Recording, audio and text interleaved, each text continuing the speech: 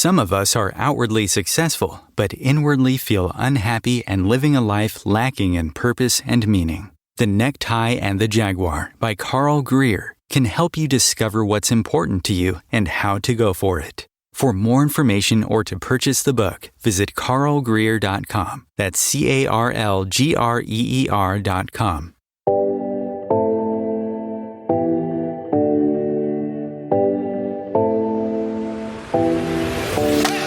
Welcome to Expedition Self on OMTimes Radio with lifelong learner, entrepreneur, and creator of the worlds of Expedition Self, Sam Parrotto. Sam shares 4 decades of studying, guiding, and teaching how to go inside so we can build an incredibly powerful, dynamic, and validating relationship with the self. Expedition Self is laced with stellar, unexpected insights about what it means to be human. Listen now and ignite your self-development process with Sam Parrotto. Well, hello. I'm Sam, and you have landed yourself on Expedition Self. Thank you for coming. Today's topic is, as I was thinking about the word to best describe it, is labyrinthine, kind of complicated. So I'm glad you're here because we're going to talk about belonging and separation of the self and our roots and our religion and race. I'm hoping to really weave it all together in a way that by the time we're done, you find yourself being able to say, oh, okay, I get this. I think I get this. At least that's my hope. The twists and turns, right, will ultimately land at the inside of you, which, as you know, is our entire focus each week. So anyway, I was thinking about just the idea of getting on air and talking again. And I've been on the radio now for a while this year. And one of the things I always find myself wanting to do is to remind everyone that even when you're out trying to get so much done and you're asking people to help you and you're calling up, establishments that you utilize in your life, that you always want to remember that even if it's just a voice on the phone, it's also a person. And that those people, every person right now is having a huge experience. And so this is my just little plug on behalf of humanity to remind you that interacting with people, even sometimes if they don't act like they're all that human, it's important that that's what we bring. So, okay. What I want to say is if it does get a bit confusing, try to hang in there. You can also call in if it gets confusing and say, what are you talking about at 202-570-7057. And hopefully I'll be able to bring it back around so it makes sense before we're all done. It's always a bit challenging when I'm trying to link the external domain of life, all the doing and the interaction, with the internal one, which is really your relationship with yourself. All right, so take a deep breath, find a comfortable place or whatever you're doing to listen, because we're going to talk about differences and similarities and what these things mean to the deepest parts of ourselves. Before we get into the conversation, I want to say that nothing I'm going to talk about is true or factual or based on some formal educated, methodology. It's really more about all the work I have done in my own world, but also with other people. And as I've watched human beings go about their lives, the conclusions that I've drawn, and I share them with you today more to have you think for yourself and prompt your own quandary about it, your own inquiry. So I feel like there is so much going on around this topic. And people are afraid to delve inside of it for the fear of offending someone or drawing out differences that we're not supposed to be generalizing about, or for revealing some bias that we formed because of the life that we've lived. But if we don't find a way to talk about what's going inside each of us, I just don't know how we grow and evolve, because the evolution of our society has to be based on the genuine and authentic shifting, the real, deep movement of our understanding of being human. And of course, this requires us to be safe enough to say, this is what I really think. And this is what happened that caused me to think this way. And I think it's gotten scary to do that now, because it looks like you're going to end up being in some territory that you really, you don't want to find yourself in. So I'm going to talk about how important it is to start talking and questioning and exploring what's going on inside of you. Like, what do you get out of feeling a sense of belonging with any group or community? What do you get from that? How important do you think it is?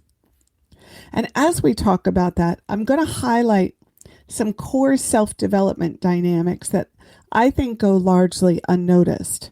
And I call it the separation within the self. And I want to link that to how that connects with our sense of belonging. Okay, I'm hoping that made some sense, right? We're going to look inside. We're going to link belonging with this part of ourself that I'm calling the separation. So as far back as I can remember, I wanted to know what I was made of. What ethnic groups did I come from, and what made them special, and what were the qualities of the people I came from because of it. I wanted to know, like, what was unique about them. And I'm making the assumption that I'm not alone in finding an early sense of self-identification with this part of being human. I had a great-great-grandmother who was full-blooded American Indian. I had a great-grandfather who was full-blooded German. And there was a pretty decent smattering of English. And my mom's father, who was full-blooded Scottish.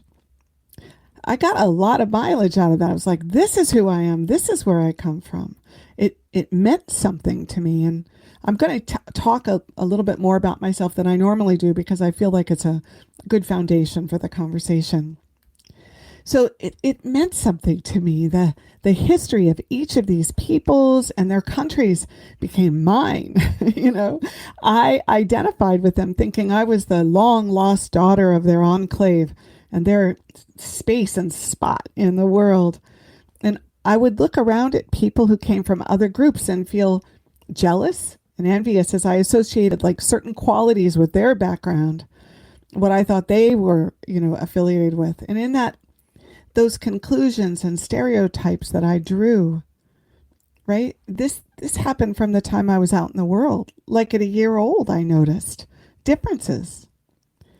I think it came from a place of wanting to understand my world and a place of wanting to be someone who had special things, right, about me, like trying to figure out where I fit and what was mine that I could use to claim a space.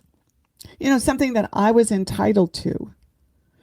So these observations about me and others, I was blonde-haired and light-skinned.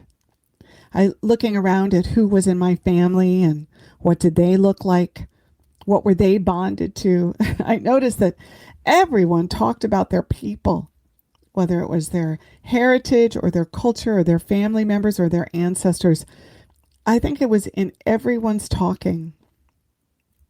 I want to share with you a funny story about belonging and attachment that happened when I was about, I suppose I was like 2.5 or so.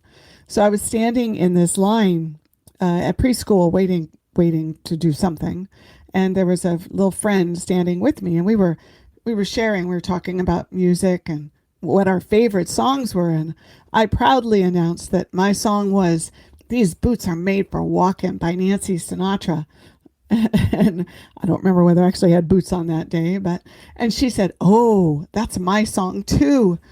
I said, "You can't have my song. That's my song. Only I can have my song."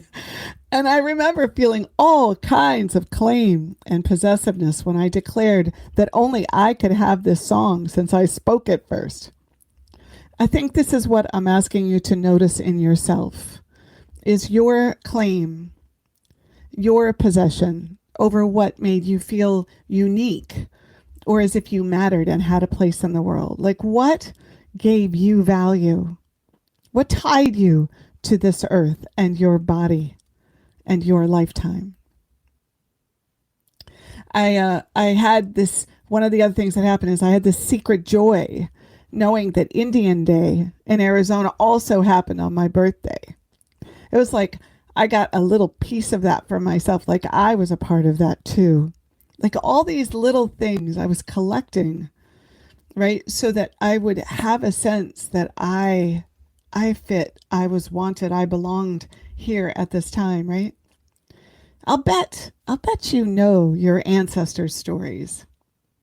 And I bet those stories aren't just tied to the idea that they lived, right?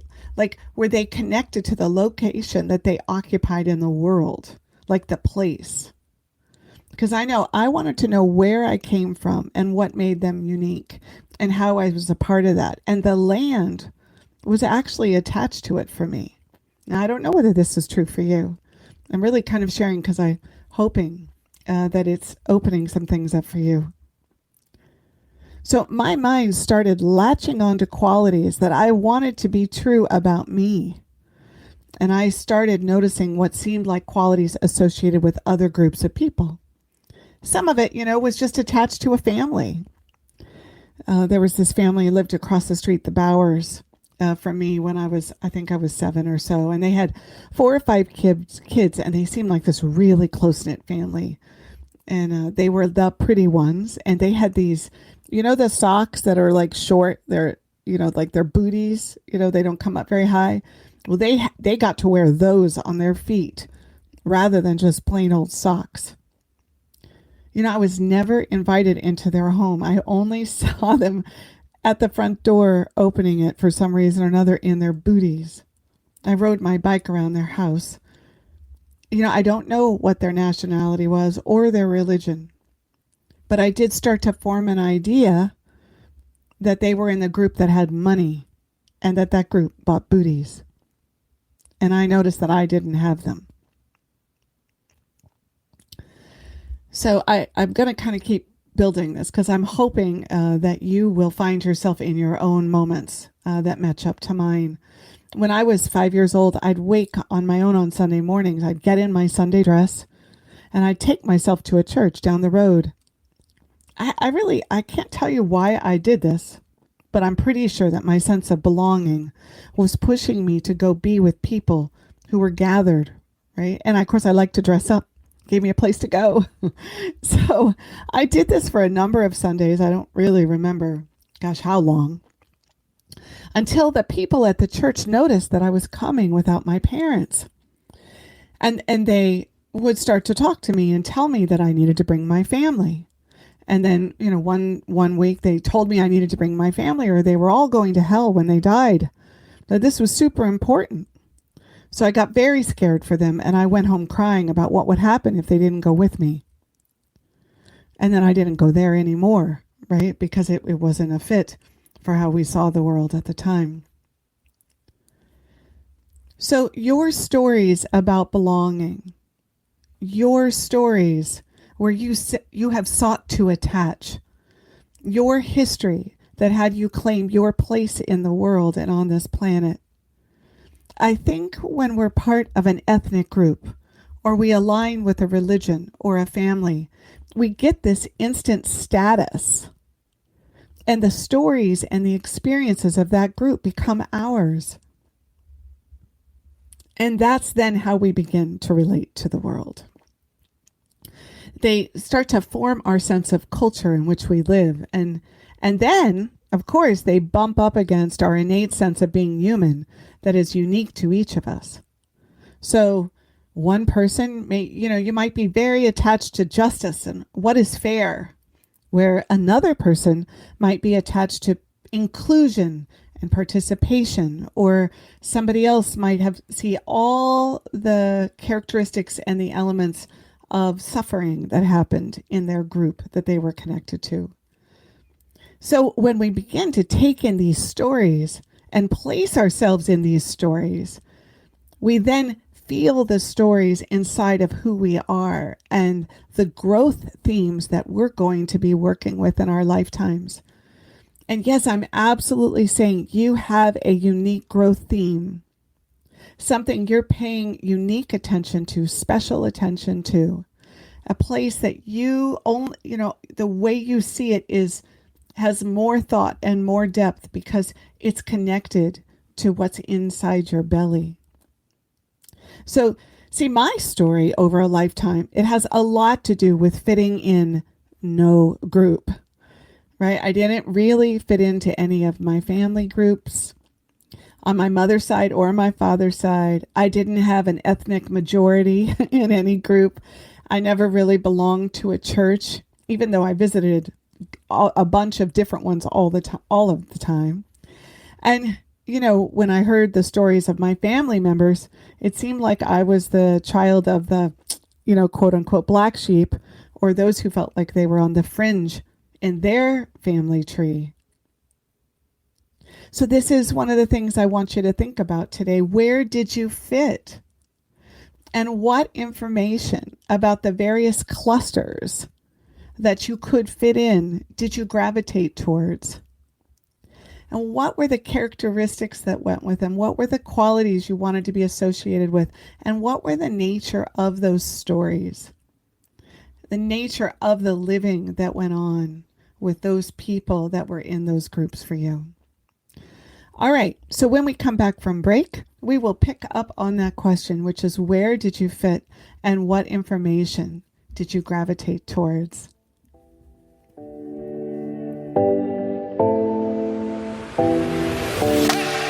A conscious lifestyle for a mindful life. OMTimes Radio. IOM FM. OMTimes magazine is one of the leading online content providers of positivity, wellness, and personal empowerment. A philanthropic organisation, their net proceeds are funneled to support worldwide charity initiatives via Humanity Healing International.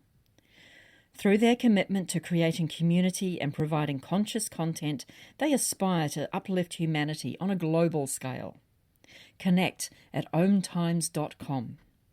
OMTimes, creating a more conscious lifestyle. My name is Victor Furman. Some call me The Voice. I've always been fascinated with human nature, spirituality, science, and the crossroads at which they meet. Join me Wednesdays at 8 p.m. Eastern on OMTimes Radio, and we'll explore these topics and so much more on Destination Unlimited. COVID-19, brought to you by CDC and the Ad Council. If you're feeling increasingly lonely right now, you're not alone. It's totally normal. Even though we may not be able to get together in person, connecting virtually with friends and family still gives you a chance to interact with people and may help raise your spirits.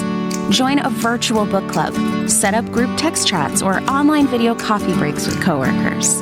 Find more self-care and coping tips at coping-19.org.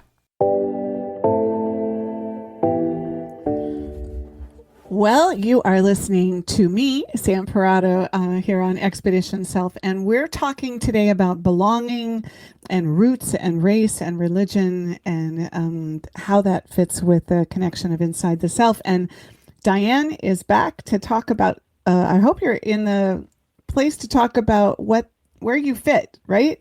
And what kind of information you were gravitated towards. I didn't get that out so well, but welcome. Oh, thank you. So this is just a really fascinating subject that you're going to talk about today. And I found myself, actually, I thought, I wonder if this is why I have a desire to send in my DNA and find out where I actually came from, or that I want to fill out the paper to have a star in the sky and find out where that star is. I don't know that I actually felt that I was a part of the group when I was growing up, any group, but I found myself joining things. I became a part in the play, or I was a song leader, but I didn't feel like when the song leaders went to lunch, I wasn't a part of them. I was a part of the group, but I didn't feel that I identified with the other 5 girls. And I felt kind of lonely as I went through life. I still kept joining, and I certainly have some wonderful friends, but I don't know that I could answer the question that I really felt like I fit in somewhere. Well, I really appreciate how you just shared all of that, because that inquiry that you're doing in your mind and what you're thinking about is the very essence, right, of this piece, which is Right. Where did you feel like you fit? And you're saying, well, I don't know that I felt like I fit anywhere, but I Right. certainly kept trying, Right. And, I mean, and the idea that, go ahead. I was going to say, I like you went to church, but I still, after Sunday was over, I went back to being all by myself, so that's why I said this is very interesting.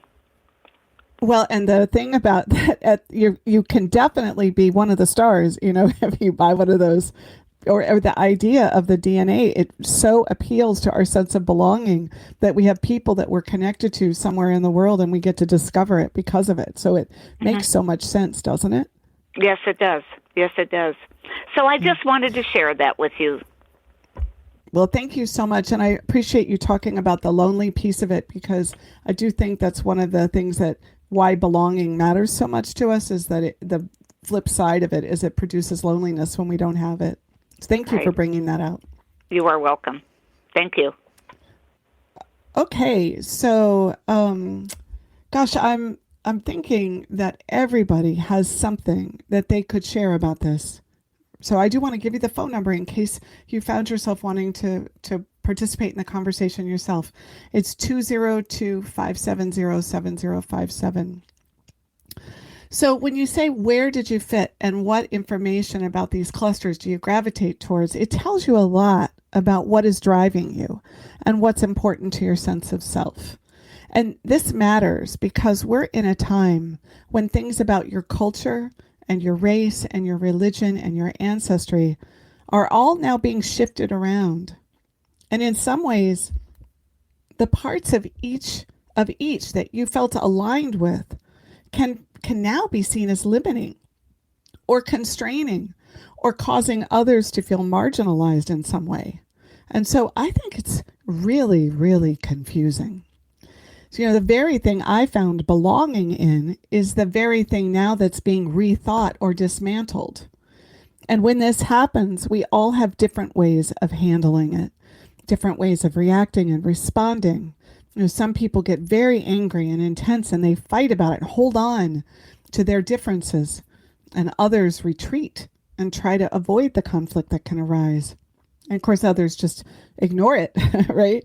And try to go on living their life believing what they always believed. Our identity and our sense of self is based on the very things that are now being challenged as part of systemic problems that our society is facing. And I want to shore up the places where you recognize that you are from somewhere, that you do have a place in the world, and to the degree that your alignment with your roots may be causing you to rethink yourself or others, it's firstly about your growth and your freedom and empathy for your path, the one that you've walked on to bring yourself to this moment, where you actually held on and attached. Those things were important to forming yourself to this moment, and they still matter inside of that. So, I went to a Mormon church a couple of times. I love that people stood up and spoke about their feelings, and even the young ones talked about their spirituality. And I watched many of the families of the Mormon community, and I wanted what those siblings seemed to have together. What is so interesting is that I didn't grow up to choose an organized religion because ultimately it felt too confining to me. And the friends that I have that did, well, they're connected and they do feel like they belong inside of that community. So on my path, even though belonging was such a driver for me, I actually didn't choose that a lot of times. Your race, your religion, your family, your hobby group, your ancestors' home, These are essential attachment places that we all pursue at some level.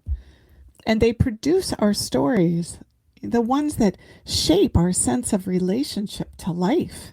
So the thing about these stories is they're not all good stories, and they're not supposed to be, right? They're drama and they're ups and downs. So right here is where the mind really starts to notice like the obvious differences or similarities.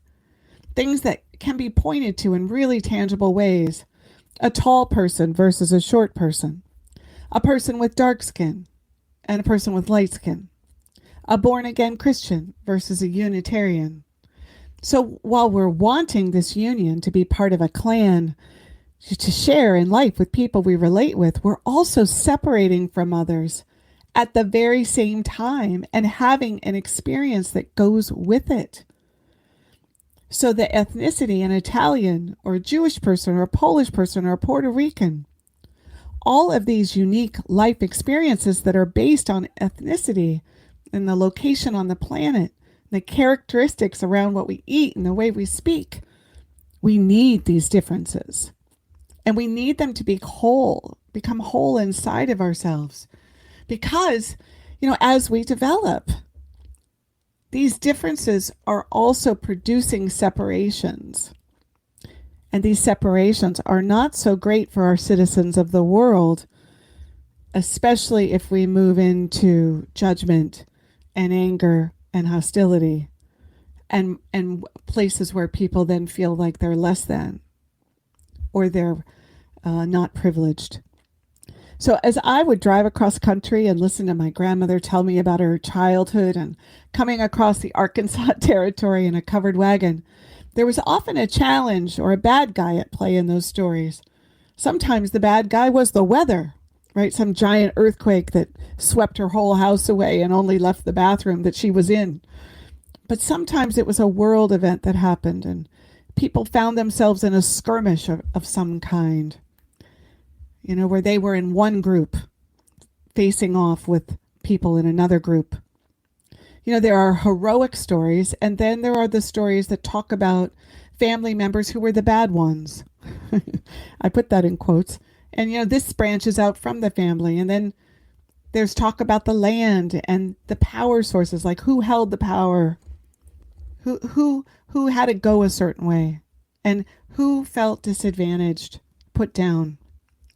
Do you know, in my little town that I grew up in during World War II, the Asian people were put in a concentration camp. And there were still remnants of the walls of where they lived that you could see, when you drove into the valley. When I lived there, we had one Asian family, and they ran a little market called Yee's. I never put the two together. I never got to ask whether they were descendants of people who were imprisoned there. But can you imagine their story if they were? Who the heroes and the protagonists or the villains were in theirs. You see, these differences that create separation, that are the basis for our human dramas, are really also the basis for bringing us together. But the problem with this is that oftentimes when we try to talk about what it was really like to be in our enclave or in our clan or in our cultural group, we're angry and want to blame someone for the parts of the story that didn't go well. And this gets to be very difficult. So now, right, now that the soil is getting turned over and the suffering of people is starting to be a big part of the conversation to challenge the status quo, we have to still hold tightly to the idea that we also get a sense of belonging and identity from being in these groups, even if there's negativity attached to it.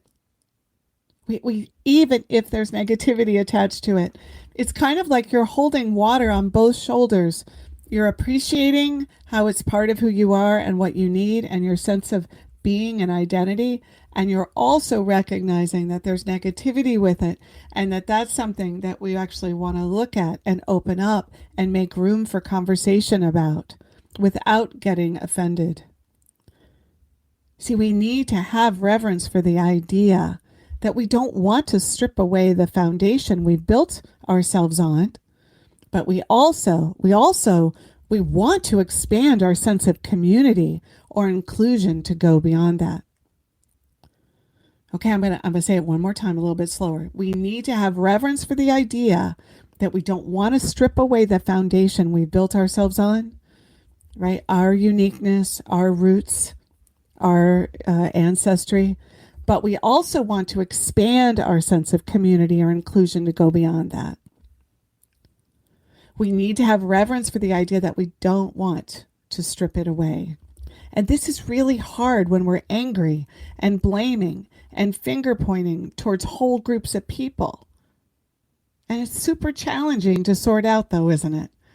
Because we ourselves are aligned with these clusters of people for the same reasons.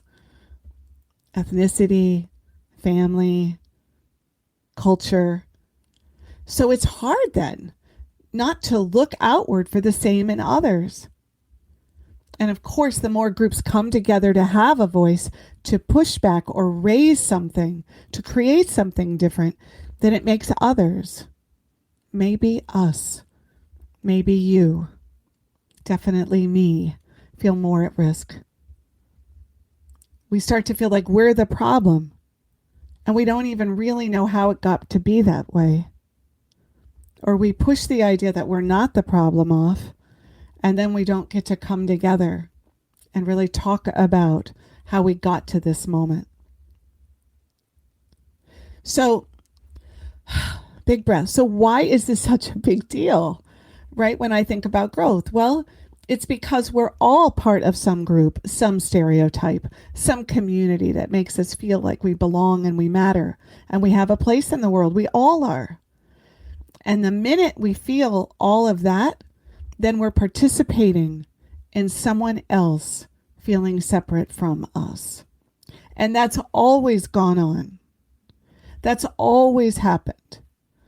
So we have our needs being more or less met.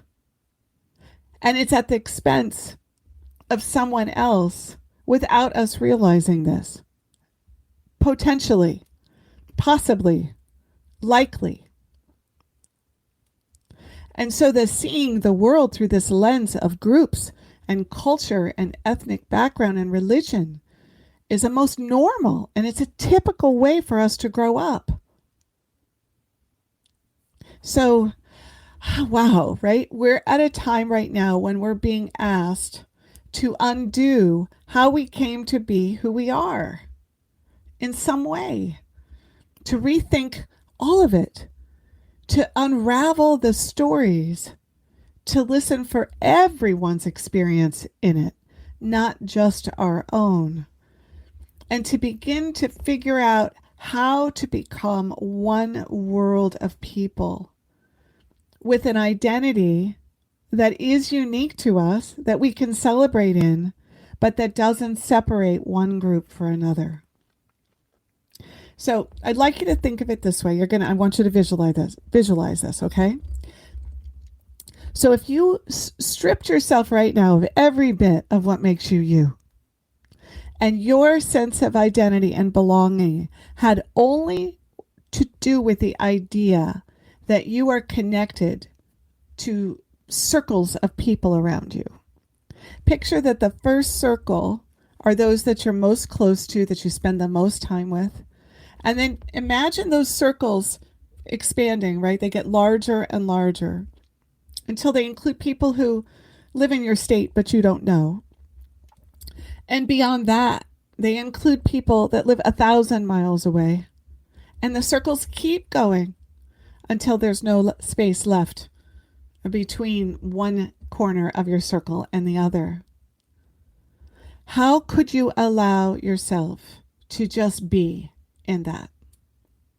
The idea that you are simply one human being going through your life and having experiences about power and love and fear and suffering and subjugation and creativity, that you didn't have to associate any of what happens to someone else's community of belonging, but rather to just them as another person having experiences. What would happen? where we just connect person to person, but celebrate our differences, but not feel separate.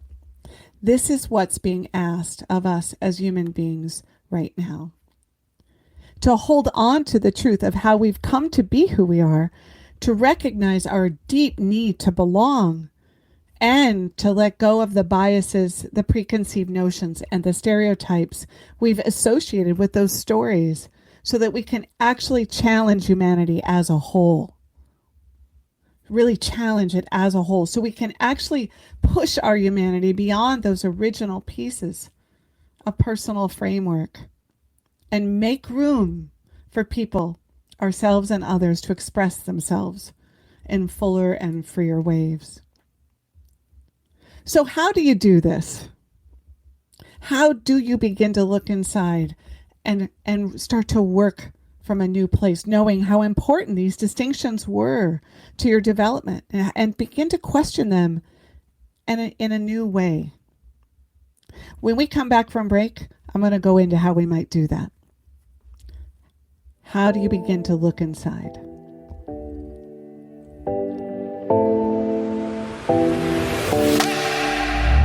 The best of holistic, spiritual, and conscious world. OMTimes Radio. IOM FM. Ascending Hearts is no ordinary dating site, but a spiritual dating site with a purpose, to link you with your soulmate. We engineer the serendipity so you can trust that you will attune with someone that has the same matching vibration as you. Ascending Hearts, the conscious dating site for the spiritually aware. Try Ascending Hearts for free. ascendinghearts.com. Imagine yourself being transported to India, to the banks of the Ganga and an ashram in Rishikesh. Visualize that you are welcome to satsang with an American sannyasi who shares the wisdom of her guru. Your visualization has manifested. Join Sattvi Bhagawati Saraswati for inspiration and transformation every Thursday at 11 a.m. Eastern on OMTimes Radio. If I could be you, and you could be me, for just 1 hour, if you could find a way to get inside each other's mind, walk a mile in my shoes. Walk a mile in my shoes. Walk a mile in my shoes. We've all felt left out. And for some, that feeling lasts more than a moment. We can change that. Learn how at belongingbeginswithus.org. Brought to you by the Ad Council. Walk a mile in my shoes.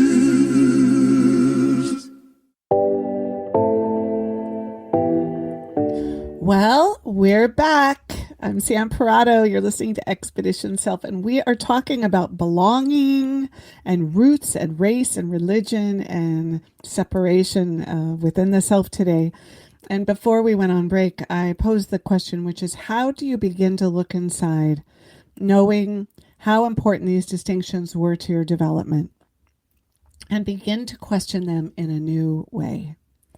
Well, all right, so we're going to go back to the beginning of you and talk about how you separated within yourself when you were very young.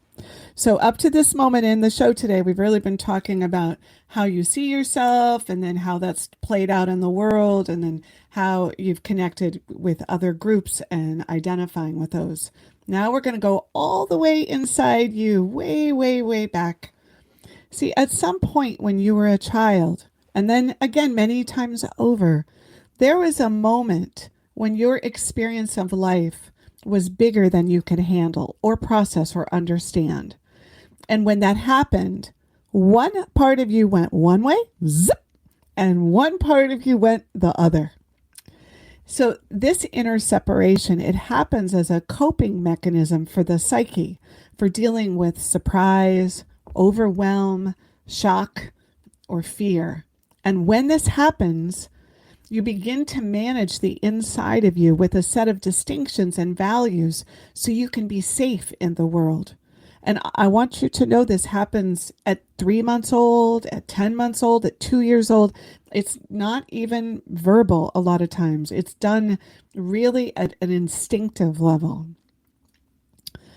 So I want you to think about the relationship between being safe, which includes physical, emotional, and intellectual safety, and your sense of belonging.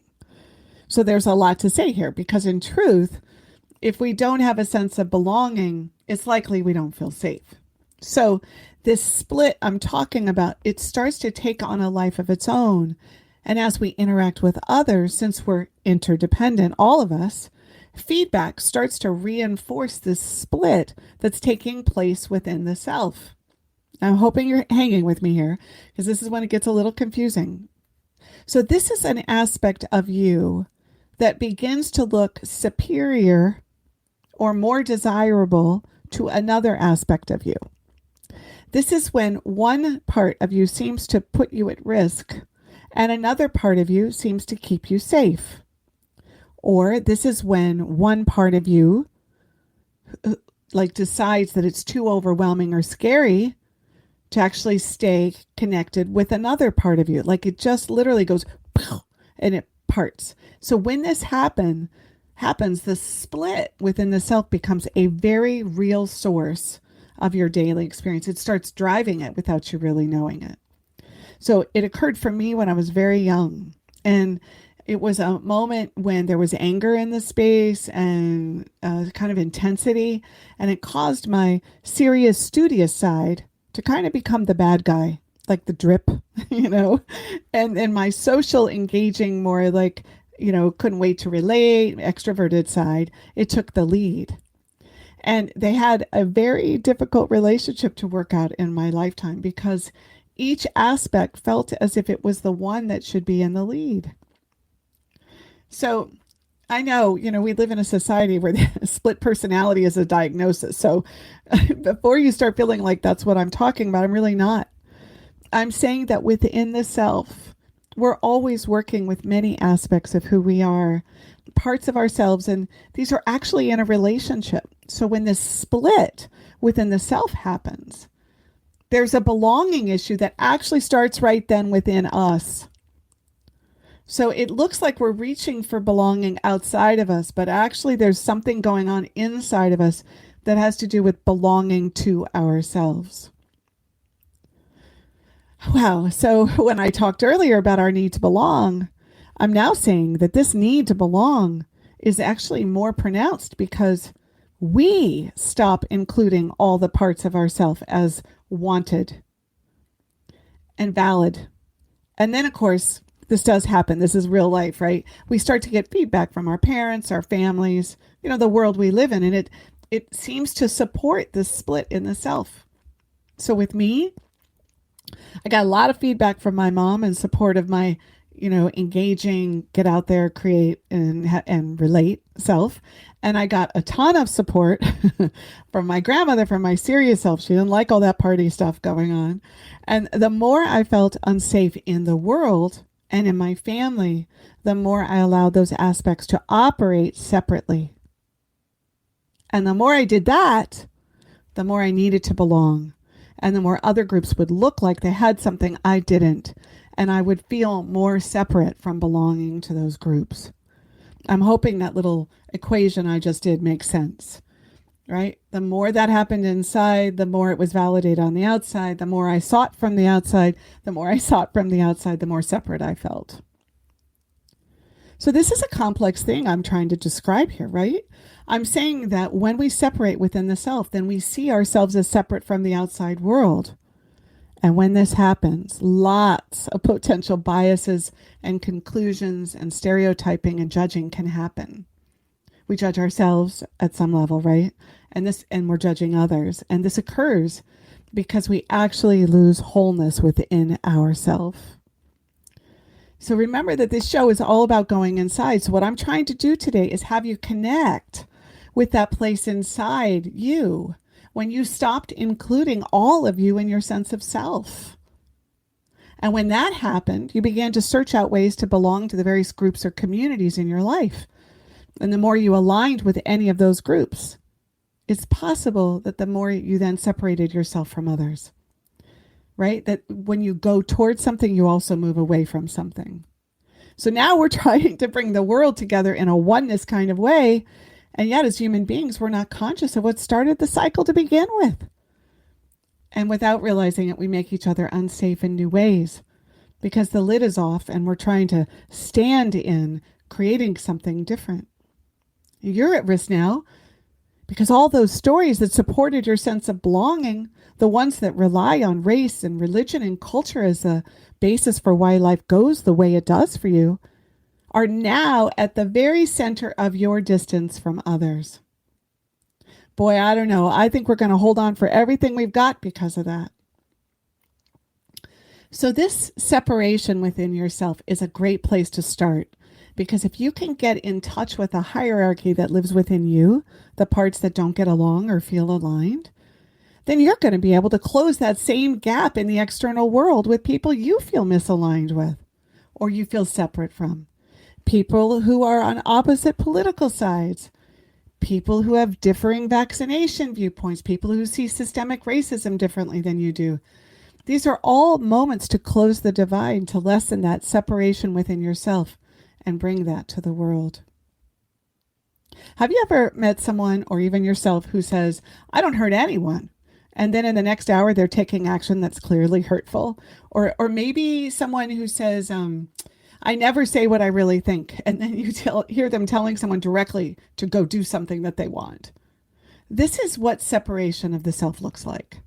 It's aspects of the self overriding each other so that it actually seems as though you're talking and acting out of both sides of your mouth. And of course, however you relate on the inside of you is how you will relate on the outside of you.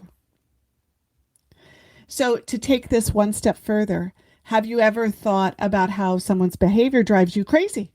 Like maybe they're lazy or they don't do what they say they're going to do.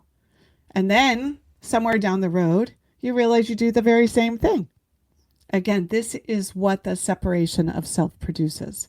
We usually can only see one side at a time. So the key to working with this is to think about where that separation started and what it produced and what you have a reaction to in others so that you can go find it in yourself. You also want to look at how did you arrange yourself to belong or be included? What parts of yourself have you played up so that you could feel safe within the community where you exist? Where is your original voice inside of that? Because remember, I mentioned that everything is about feeling safe for us. And the more we don't feel safe, then the more we'll separate within the self. We'll seek to belong more fully and then create separation with others. So if you want to find the aspects of the self that decided to go their separate ways, then find the moments when you didn't feel safe. It'll be right there. So from a growth and development standpoint, there's a lot of power in understanding the places where you separated inside yourself, because you can start to value your presence, your embodiment of you simply for what it is. You know my favorite phrase, right? You have value simply because you breathe. We're here again, right? Your need to belong doesn't have to drive you so hard. And you can allow that need to slip and make room for a new way of thinking about being in the world. You know, you can begin to look at what you distinguished and latched onto as a way to have identity. And you could loosen your hold on that. And of course, when you do that, you can make more room for other people to have a unique experience that includes suffering and difficulty and challenge without getting defensive. Because you see, you'll now recognize that their identity is tied to their story. And they can have this story that includes being different and suffering and heroic. And it doesn't make you to blame, but rather it makes you a fellow participant and sojourner in this lifetime. Well, so that's pretty much what I wanted to say today. That's kind of where I wanted to go. I'm hoping that you were able to hang in with the twists and turns. Some of them were hairpin turns, and that you really spend some time thinking about where that separation within the self occurred for you, and also how important belonging is, and then how all of that's connecting with what's happening in the world right now, where other people in other communities are wanting to be heard in a different way. So I found the most amazing poem, and it's kind of long, so I wanted to leave a little time for it. And it's called Identity, and it's by Angela Trudell Vasquez. So it's going to take a little bit, so settle in, and hopefully this will help the hour feel complete. Okay, big breath. White Mexican looks like a Latina, not my label. A question from a Guatemalan student who's come undone in my ESL class. Doesn't get my kind. I try to describe how I grew up in Caucasian corn country, surrounded by houses on cul-de-sacs that all looked the same. How we were alone in a town of 5,000. One black family, one Indian family, one Asian family, and one household of Mexicans. No, two. Us and the Renterias, to whom we were related by marriage before and after my divorce, and they were mixed.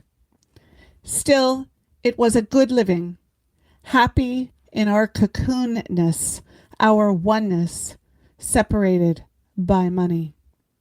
One direction, color on the other. Classes, day and night we took lessons. Piano, jazz, tap, ballet, the dance team, trumpet, trombone, tennis, finishing school, and one awful summer golf. Christened, confirmed, catechismized. It all cut me in several places, molding of head and heart, making me ultra-sensitive, then and now. An observer of the outside, an outsider among my own kind, my very shade, mysterious, aloof, black-haired beauty who can't speak Spanish, living among blue-eyed, dyed blonde bombshells, who held her head higher because she's shy, not stuck up, understood, undenied, sacrificed to at any price by my beloved little brown parents who taught me well, gave up so much so their daughters could shine and they'd swell with pride at the life they had given us. On Sundays, we basked in mutual admiration after Mass, singing our church songs while making breakfast, according to the unspoken doctrine in our house of fast first, eat later after communion. We intruded with our Mexican music, bellowing out the open windows, the smell of bacon frying, pancakes baking, coffee and eggs scrambled to order. It wafted out on beautiful summer mornings out of our house in Pleasant Hill, Iowa, perched on the highest spot one could reach on the east side of the street for first and second generation immigrants. I hope that you have a wonderful week. Thank you for being here with me in Expedition Self, and I hope you loved that poem as much as I did.